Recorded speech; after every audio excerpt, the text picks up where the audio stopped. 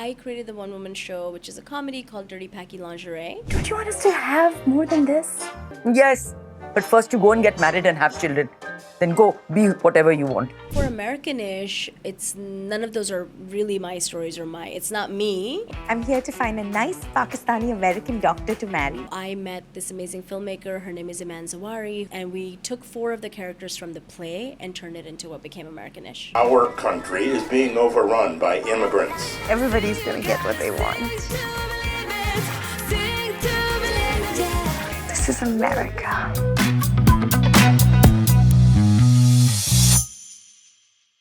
Welcome to yet another episode of Freestyling. I have with me someone very exciting today, and I'm actually really excited to talk to her about the wonderful world of filmmaking, essentially. Yes. Right? So I've got Aizzah Fatima. How are you doing? I'm doing great. Thank you so much for having me. How's it been, like, being back here and promoting things? It's been amazing. It's been like back-to-back interviews this week, and Yeah. it's very short. I just landed on Friday.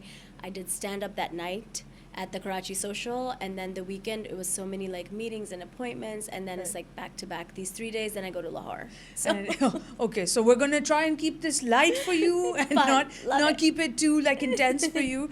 But with that said, the first question that we always ask on this podcast for anyone who's ever watched it or listened to it, we love to find out about your origin story.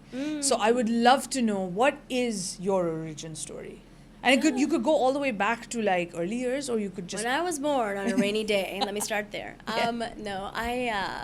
Okay, so I'll keep it very brief. I was born in Saudi Arabia, raised in the U.S., and then I originally actually studied computers, and I ended up working at Google for a little bit. And I will say that Google was back then an incredibly creative sort of environment. Right. The people there were very creative, and it was sort of a startup culture.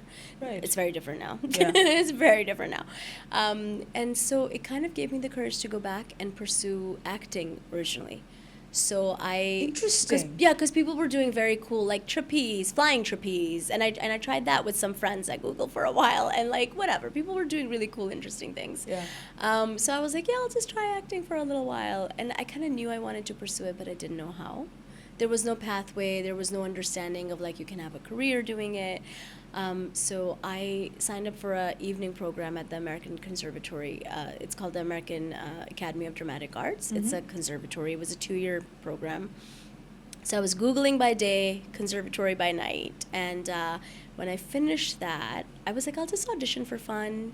And I was auditioning, but the roles didn't exist. They really didn't exist. And so I just kind of took a writing class for fun. When you say roles didn't exist, Yeah, for me. Yeah. They didn't exist. Particularly. Yeah, for me. Being like a Muslim, like not Pakistani origin, but like generally being like a brown girl. A brown girl, because literally people would be like, like tall, leggy, blonde. Yeah. I was like, not this, none of this. So, I was just like, okay, there's nothing really out there. And then took a writing class. I was like, maybe I'll write a solo play. Somehow I just ended up on some mailing list, took the class, did the solo show. It took a couple of years. The show really took off. Then eventually I was like, okay, either I kind of pursue theater or I do something. It became a point where I was getting enough opportunities, enough things were happening, that I was like, maybe I should pursue this for real for a little bit. So I left Google, pursued acting. That's when you know that there's that passion that comes, like it fascinates me whenever I meet anyone from like the theater world, or like even filmmaking and acting and all the roles. You guys have this amazing like passion within you where you're and where logic doesn't apply. Yeah, I was like, well, I gotta do this now. Because I mean, like, think about it. Like, if our parents sitting there and you're like, I'm gonna give up Google and I'm gonna go act, and I don't know where my next paycheck is coming from. That's exactly what it was. But this is my passion project. Yeah. So like, and I'll take it wherever it goes. I was like, I'll figure it out. Yeah. So how'd your parents? I mean, I'll be honest. I had savings, guys. I had savings. Okay, Google was a really good paycheck for a while. Yeah. Right. My parents. I didn't tell them. As one Fair. does with our parents, you can't tell them things. Because that's gonna break them. No, it's not a good situation. So, but then my of course they found out. Yeah. And then by the time they found out, it's funny, my dad is such an NPR junkie and I was on NPR. And I think that may be the way he found out. And so he was honestly very proud. Okay, Because of the lovely. NPR, he's like, oh wow, like National Public Radio, okay? It's so funny. But yeah, no, I think they saw success. The show had a lot of success early on.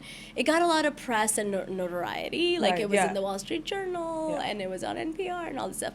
So yeah, I mean, I think for parents, it's like they're just scared because they don't know how you're going to make a living doing something so uncertain. That's the only, yeah. But once you all it show is. them, like, okay, Yeah. there's a pathway, I'm doing it, then they're like, okay, fine. Then Yeah. they're like, don't act with boys. That was the other piece of advice I got from my dad early on. It's like, okay, you're doing it was a one-person show. He was like, okay, only women, okay, only by yourself, that's fine. Be on stage by yourself, it's What okay. a dad thing to say. I love it. And it's the best. At that time, they're like, yeah, don't act with boys.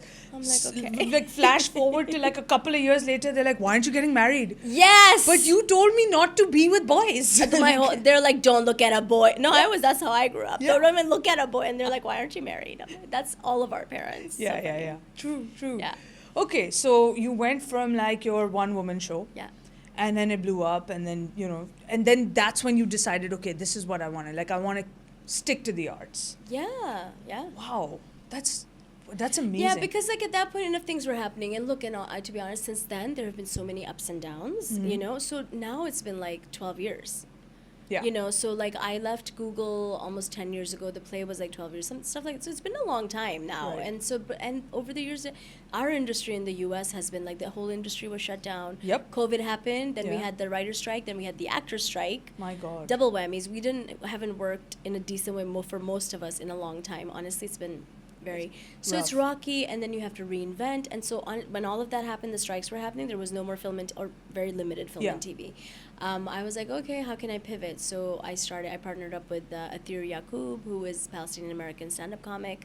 We created this this stand-up show. It's called Muslim Girls DTF, but like discuss their faith, wink wink. So we've been touring that, and that's like, thank goodness for that work right now. Live Wow. shows, yeah. So far, we've hit computer science, we've hit acting, Yeah. we've hit now stand-up, theater as well. Theater, My yeah. God. What else are we missing? No, that's it. And then film, and then there's film, yeah. And film, Yeah. which is like the largest of them all. So you are here, and we've kind of dragged you all the way in here to come and talk about your film. Yes. So I created the one-woman show, which is a comedy called Dirty Paki Lingerie. It's a comedy where I play 6 different characters that range from a 65-year-old girl to a 6-year-old woman. Wow. And then I met this amazing filmmaker. Her name is Aizzah Zawari, who directed Americanish.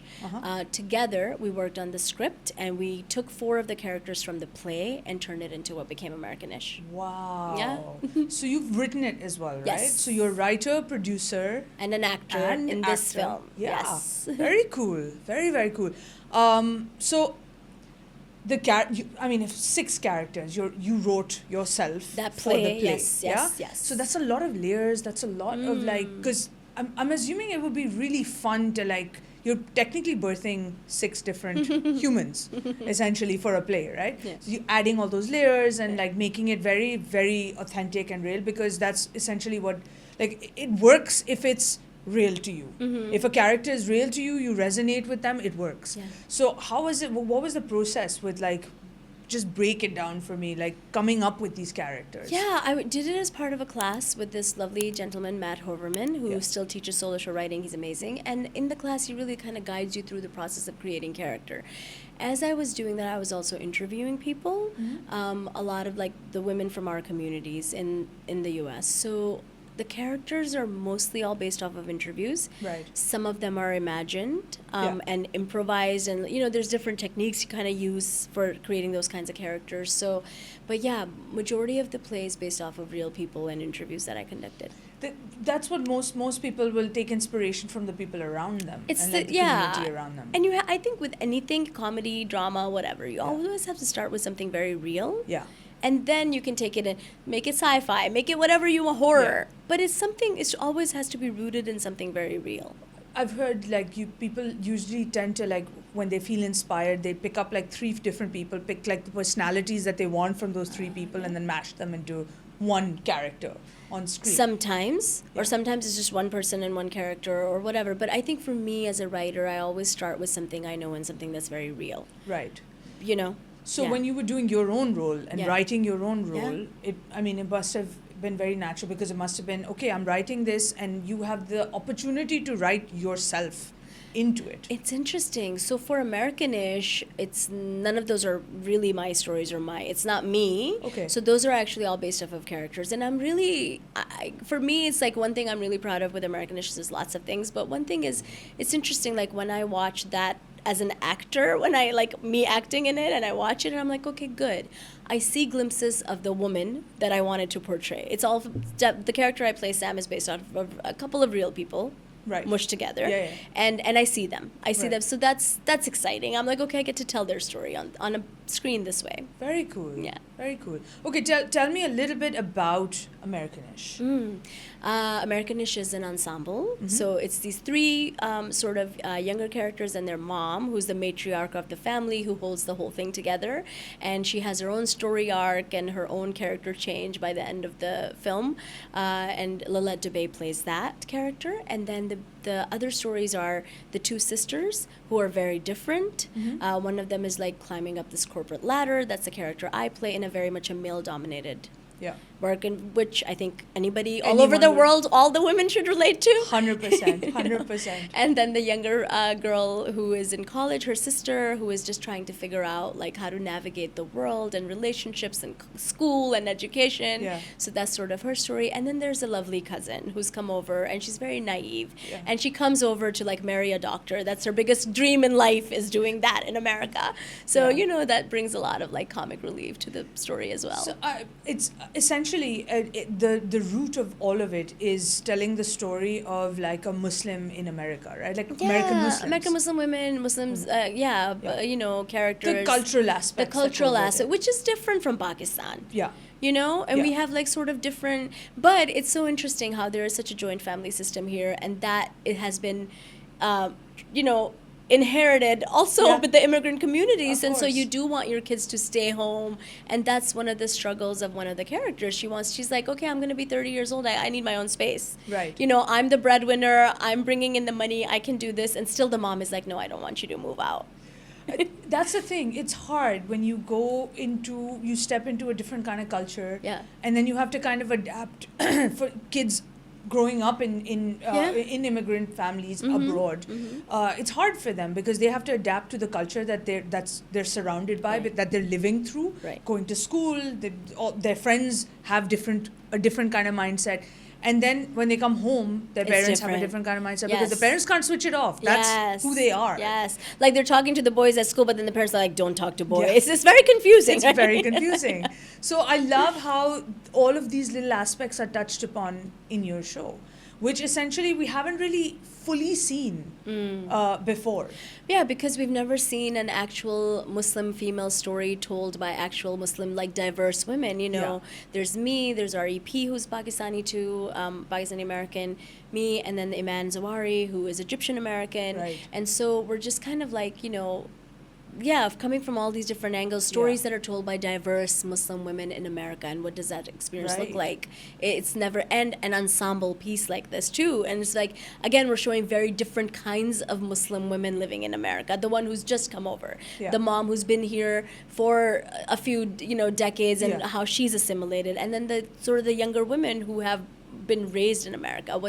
And also those younger women are also sort of like across generations, right? There's the 21-year-old and then the almost 30. So it's like it's a huge age gap there as well. So kind of capturing all those different experiences. Right. Yeah. No, that's really interesting because it must have been fun to like sit down and like brainstorm all of it with like all these different women together. It was the Because best part. It's different experiences, right? All Yeah, coming together. and then when you get the actors on set, and what do the actors bring to these characters too, and what is their understanding, and that kind of shifts too. You know what was you've there written. a lot of interaction with like the actors and the writer essentially? Well, so once the script was done, it was done, Yeah. and then we were on set. So not much changed once Right. the script was done. But of course, actors bring their own spin on the words that are on the page, and there was some improv as well. There's Right, some of okay. that, not too much, but there's Yeah. some of the improv also Very in the cool. film and stuff. Yeah. Great. And of course, from your stand-up career and stuff, like, you know which marks to hit and where to... Well, that's the thing. And I think that's also really hard as a writer because I wrote certain jokes in knowing like I know how, and then the director takes on. I don't have a say, you know? So it's like, oh, what's happening now? You know, and it's interesting too. And the way we built the story, the character I play, Sam, is like the straight woman. Yeah. And the people around her are silly and funny. She's not really that funny. Okay. So it was also kind of interesting to step back, be like, oh, I realized when we were in the process of film, I was like, oh, I'm not going to be the funny one in this film. I'm just not. It's not how, you know, she has a very corporate job. And in fact, I remember talking to one of our makeup artists early on in the costume designers. And one of the makeup artists said to me, she was like, okay, Sam is going to have like pulled back hair. She's like trying to like make it in this male world. Yeah. So we want to show her as like trying to be like a man. She's going to be very black and gray. Her outfits are they're not colorful in the beginning of the film. And then that also like changes for her as a character.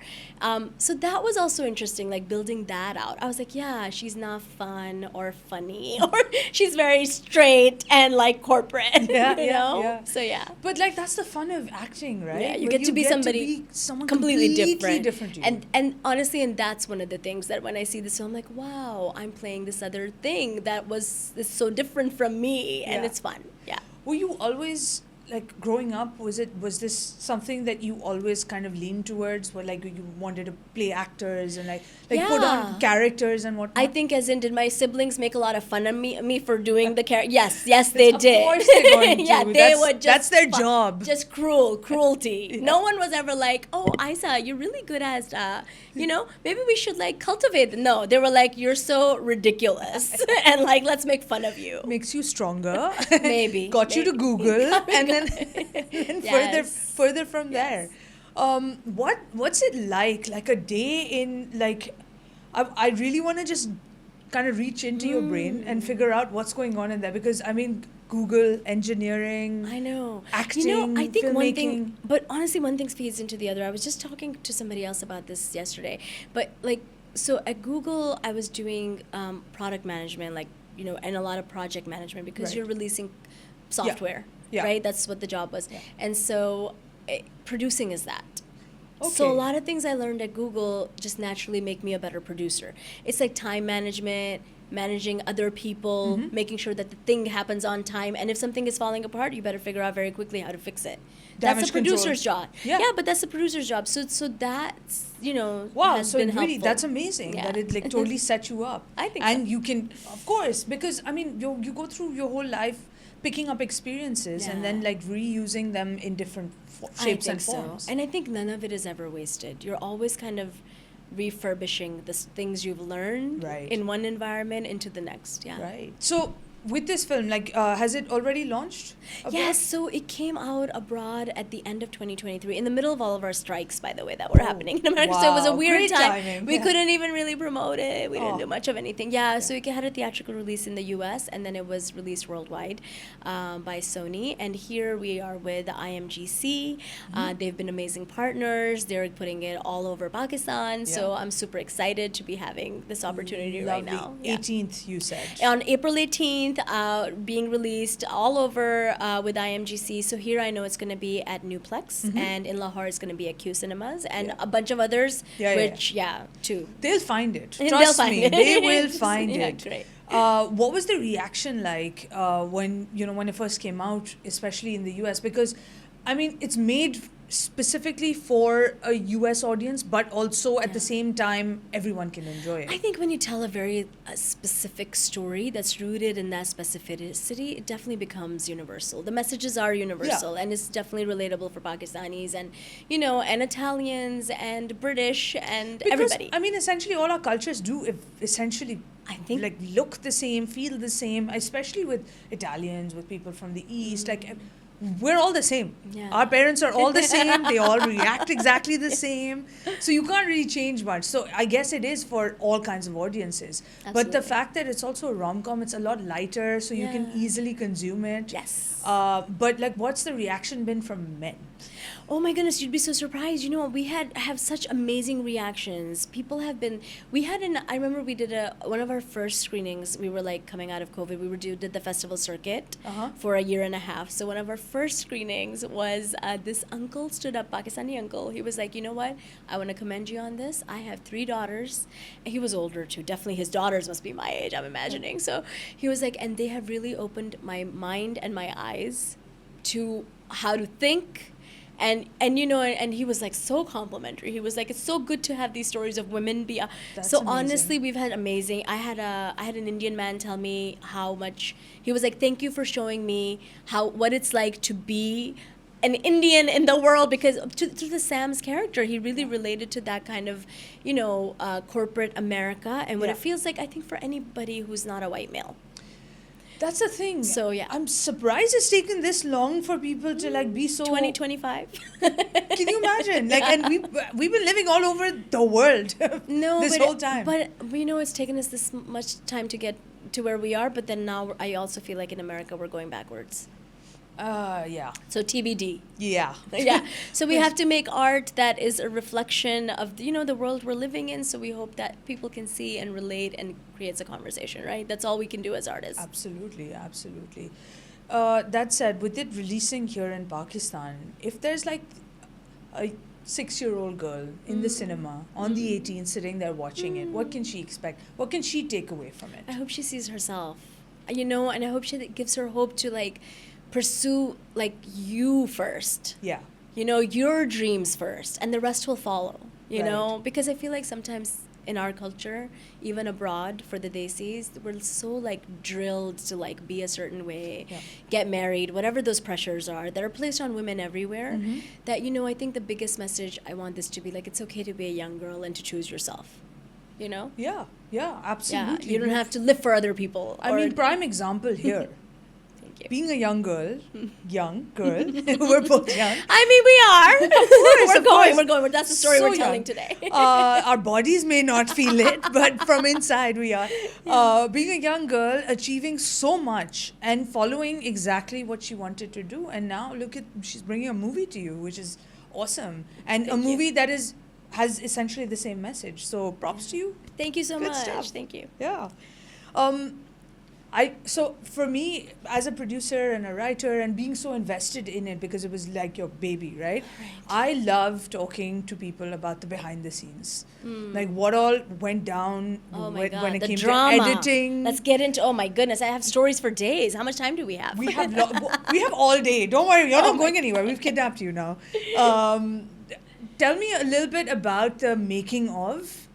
With regards to like, what did you leave on the cutting room floor? Oh, so much. Was that because it's? I mean, essentially, when you're making something, it is your baby, and you don't want to. You want all of it to be in there. No, it's Especially yeah. if you're the one writing all of it. Yes, I had those troubles. I had to just let go. I had to let go of ego, It's let go hard. of all. No, it was very hard. Yeah. It was very hard. But I have learned. But you know what? It's made me a better person. It's made me a better filmmaker. Okay. Learning how to watch something and be like, it doesn't matter. It doesn't matter if this is my favorite scene. I have to cut. It doesn't matter if I'm in it and I feel like it's my Oscar-worthy performance. It's going bye-bye because it does not serve the story. Right. So that's been the biggest and the best kind of learning experience in all of this. Sacrifices. Yeah, no, you have to. You have to serve the story. Yeah. And we had so many. This was a struggle, you know, because it's the first film, and I feel like when you're making your first film, unless you have a lot of guidance from outside, you don't know. You don't make the best. You don't do the best writing. This is not. Right. This is my worst writing, I would say, because this is the first film I've made. I mean, Come seriously, on. no. Pumped everyone. I had to have a lot of help, guys. No, that's real talk, because you know, I think there's a lot of if there are any like young filmmakers out there. I mean, I think learn from my mistakes. Like, be kind to yourself. Yeah. It's a process. So, you know, we also like kept running out of money in the making of this, had to go back and fundraise more, had to get more investors on board, and we, you know, had to push scheduling, like shoot dates, and then we got to the edit. We edited a version, we submitted it to all these festivals, got rejected everywhere, and then we were like, wow, this film is crap. So and then but that's the COVID happened. struggle. That's the struggle. Then COVID happened, and we were like, okay, let's open up the edit. Well, actually, first we had to do some rewrites. Right.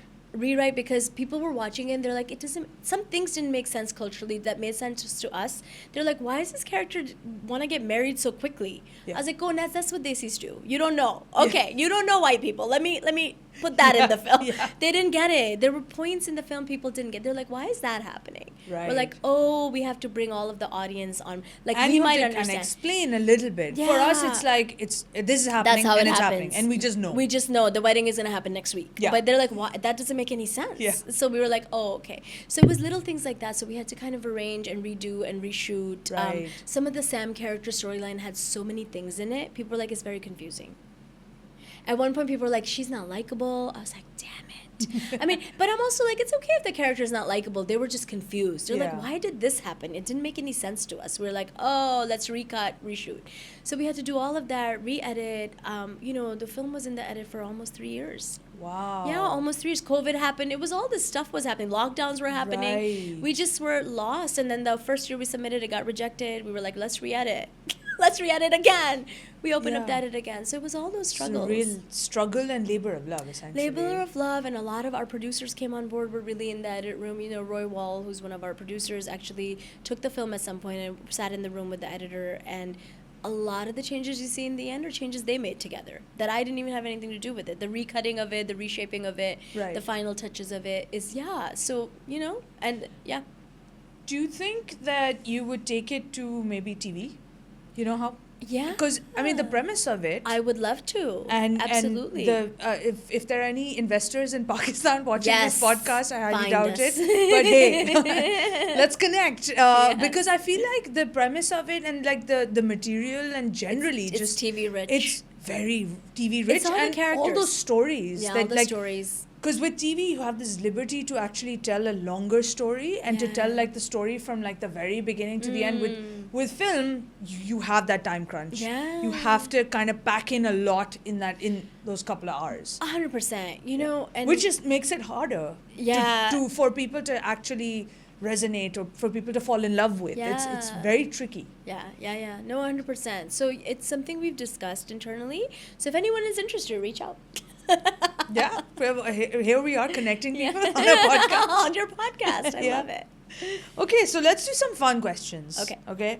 This is more about you Than the film. than anything Sure. else. If your career was a playlist, A playlist? we're big on music here. I love it. Pick a song that would be like your. I know, it's the I hardest. think it question will be ever. I Will Survive at this point, you guys. It's been a rough couple of years, and it's been rough making this film. That's a no, good but one. I do think so. I think it's about survival. Look, it's also about, like, how are you going to reinvent yourself?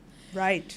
Because, like, look, it's like, when there's no work for film or TV, when your whole industry shuts down for a couple of years or longer, it's like, what do you do? How are you going to rethink and rework? And Right. yeah, I mean, honestly, stand-up was something I've been doing for, like, the last 10 years or more, maybe 11 years, but on and off. I took my first stand-up class was 2014, and I had flirted with stand-up even before 2014. Because I was doing my one-person show, I would get approached by these uncles who's like, "Beta, come to my party and do some stand-up jokes." And I'd be like, "Okay, uncle, here's the bill." And these people would pay. And I was like, great, this is a way for me to make money. Yeah. So I started doing stand-up, yet I had no formal experience. So then in 2014, I took my first stand-up class, and I did it for a little bit, but I was like, this is too hard. It is a rough lifestyle. You're like up all night, Yeah. for like 4 hours sometimes, and you just like get to go on for 5 minutes. I was like, it's not sustainable. So I kind of did it for a bit and I gave up. Then I did it again in 2016, 2017 for a little bit, and I gave up. Then COVID happened, and it's so weird. I got an opportunity to do Zoom shows. They're terrible. It's not stand-up, but it's something. It's something. I got on Zoom and I made some people laugh and made their lives better. And Yeah. then when we got out of COVID and I was with Athir, who super duper pursues, like, she is a stand-up comedian, that is what she does all day long, every day. I was like, okay, now let's get real, let's do it. So since then, like 2020, I've been really doing it. Now I'm like really doing it. We're doing shows, we're touring in the US right now. We're just about to, I go back and I do 3 more cities and we wrap up a 15-city tour. Wow. In the US of doing the stand-up. So yeah, so I think it's like survival and rethinking, reworking your own artistry. Right. Yeah. And also, you get to keep like picking at those creative juices in your I know. in your soul, essentially. I think so. Because I mean, you are a creative at heart. I think I'm just a creative. I just want to be like, how can I create and what can I create? Yeah. Honestly, And it'll keep you going. I love it. Yeah. I know I'm always learning. I'm like a school junkie too. That's awesome. I love learning. I'm always going to be learning in whatever medium. And I'm like, I'm not like, oh no, I don't know. I'm like, oh, I don't know. Great, let's learn. Yeah. You know? Which is an excellent attitude to have, which I think you should learn from this. Because with this kind of a mindset, you also have that, it kind of pushes you to the having that confidence of, I can try and do anything. Try, and you can fail. Yeah. It's okay. Fail. I mean, I think with Americanish, I was failing. We were failing for a long time with this film. Until then, we re-edited, recut, redid, and now, great. It's a success. It's a great watch. Right. It's the best version of this film you'll ever see. So Excellent. No, I'm really looking forward. Go to theaters April 18th and go watch it. Really. 100%. What is that one thing? Because I mean, podcast. It's sort of like an interview kind of situation. What's that one thing that you wish people would ask you more, but they don't ask you enough? I think about like nothing happens overnight. I think you can look at this. You can look at like, oh, IMGC is releasing this film on April 18th in Pakistan. Wow. And it looks like such a big success like overnight. Like, who's Right. Aizzah? She just came. She got this big film. You know what I mean? And even in the US, this happens, right? And Yeah. I think people look at the success of whatever project, Americanish, or like me touring with this show in the 15 cities. It didn't happen overnight. I've been at this for years and years and over a decade, right? And not a lot of people ask you. And nobody talks about that. Nobody talks about the struggles and all the, you guys, for like every TV show I've been on, all of the rejections. You know, we were just talking earlier with one of your producers about New Amsterdam. I was on the last episode of that show. Oh. It's the season finale. But before I auditioned for that show, by my count, 12 or 13 times at least. Wow. Yeah, and they kept seeing me again and again in different roles. Big roles, small roles, one-line roles, all the kinds of roles. Before I actually, it was lovely that they believed in me as an artist. And they were like, Right. let's keep auditioning this girl and let's find her the right role. Absolutely. Right, but that also is another way to look at it. Oh no, I failed all these times. I kept auditioning. Nobody wanted to hire me. There's the stories we tell ourselves. Right. What's the story you're going to tell yourself, right? It's like, oh, they love me so much, they want to keep seeing me until they get me on the show. You know? I can't end on a better note than this, because honestly, this is the message that we love for our younger audiences Yes, to don't kind of give take up. away. Don't give up. Keep doing it. There's going to be a lot of like failures, guys, but that's life. Like, learn from those failures, pick yourself up, and keep. That's the thing we should talk about more. I want to talk about failures, not just our successes, but let's talk about our failures and what we learn from them. Absolutely. Yeah. Because, I mean, at the end of the day, you take away everything from anything that you do. Yeah. Take away from it, put it in a bank, and then pull it out and use it whenever you can. Yes. Essentially. Yeah. Yeah. Thank you so much for being here, for you. talking to us, for letting me pick your brain about all these fascinating Happy to things do. that you're up to. And I really look forward to the movie. April 18th in cinemas across Pakistan, everywhere. Please go check out Americanish. American-ish. Americanish. It's like all the colors of America. Okay. We kind of borrowed it from a show. It's called Blackish, Yeah. which means all the colors of what it means Yeah. to be black. So it's the same. It's all the colors of America. For now, guys. For now. Let's see where we end in a few years. No, I'm fully expecting in a couple of years for you to be right back here. Yes. And me interviewing you about how you took from film, you took it to TV. Yes. And then it turns these into like a stories. 7-season like Yes, thing. let's do it. I'm fully ready for this. I'm already like picturing it. Done. So looking forward to seeing you in a couple of years. Thank you. I'd love it. Okay. All right, thank you so much. Thank you for having me. Hi, this is Aizzah Fatima, and my feature film Americanish is releasing all over Pakistan with IMGC on April 18th. Go get your tickets now.